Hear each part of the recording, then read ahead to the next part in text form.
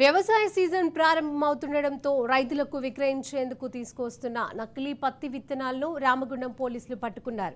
ఆంధ్రప్రదేశ్ రాష్ట్రంలోని గుంటూరు నుండి నిషేధిత బీటీ 3వ రకానికి చెందిన 5.5 క్వింటాల నకిలీ పత్తి విత్తనాలను తీసుకువస్తుండగా టాస్క్ ఫోర్స్ పోలీసులు పట్టుకున్నారు. వీటి విలువ 16.50 లక్షలు ఉంటుందని రామగుండం సిపి శ్రీనివాసులు తెలిపారు.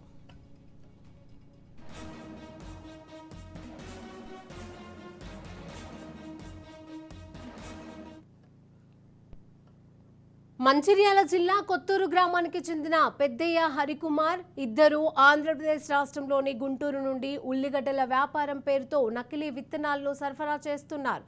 ఇక పోలీసులకు అందిన పక్కా సమాచారంతో చెన్నూరు సమీపంలో తనిఖీలు నిర్వహించగా నకిలీ పత్తి విత్తనాలు పట్టుబడ్డాయి.